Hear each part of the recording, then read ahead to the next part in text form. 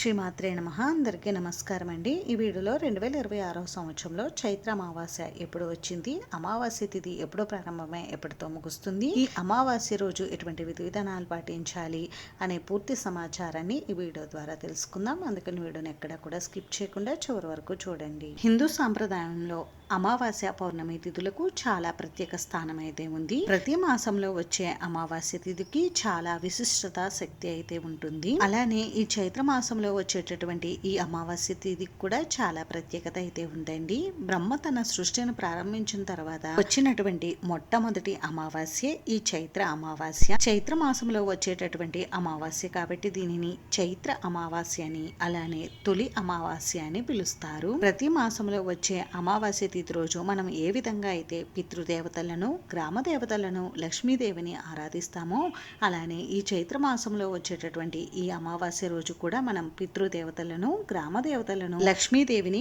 ఆరాధించాలి. అమావాస్య తిథి రోజున పితృదేవతలను ఆరాధించడం వలన పితృదేవతల అనుగ్రహం తప్పక లభిస్తుంది.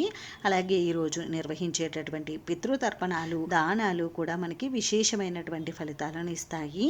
అలానే అమావాస్య తిథి రోజు లక్ష్మీదేవిని ఆరాధించడం వలన ఆర్థిక కష్టాలు, అప్పులు బాధలు తొలగి లక్ష్మీ కటాక్షం కలుగుతుంది. అలాగే అమావాస్య తిథి రోజు గ్రామ దేవతలను ఆరాధించడం వలన గ్రామ దేవతల అనుగ్రహంతో మనకు అనారోగ్య సమస్యలు తొలగి ఆరోగ్యం లభిస్తుంది. అమావాస్య తిథి ఉన్న రోజున తప్పకుండా ఇంట్లో దీపారాధన చేయాలి. అలానే అమావాస్య తిథి ఉన్న రోజున రావి చెట్టు దగ్గర కూడా దీపారాధన చేస్తే మంచి ఫలితాలు కలుగుతాయి. మరి ఇన్ని విశేషాలతో కూడుకున్నటువంటి ఈ అమావాస్య తిథి చైత్ర మాసంలో ఎప్పుడు వచ్చింది అనేది ఇప్పుడు తెలుసుకుందాం. స్వస్తి శ్రీ చాంద్రమాణ శ్రీ పరాభవ నామ సంవత్సరం ఉత్తరాయణం వసంత ఋతువు చైత్రమాసం బహుళపక్షం అమావాస్య తిథి ప్రారంభం 2026 ఏప్రిల్ 16 గురువారం రాత్రి 7:14 ప్రారంభమయ్యి 2026 ఏప్రిల్ 17 శుక్రవారం సాయంత్రం 5:35 వరకు ఉంది. కాబట్టి దీనిని బట్టి చూస్తే ఈ 2026 సంవత్సరంలో ఏప్రిల్ నెలలో అంటే చైత్ర మాసంలో అమావాస్య తిథి 2026 ఏప్రిల్ 17 శుక్రవారం రోజు వచ్చింది. ఈ నెలలో మనకి అమావాస్య తిథి శుక్రవారంతో కూడుకుని ఉంటుంది. శుక్రవారం అమావాస్య ఉన్న రోజున దానిని శుక్ర అమావాస్య అని పిలుస్తారు.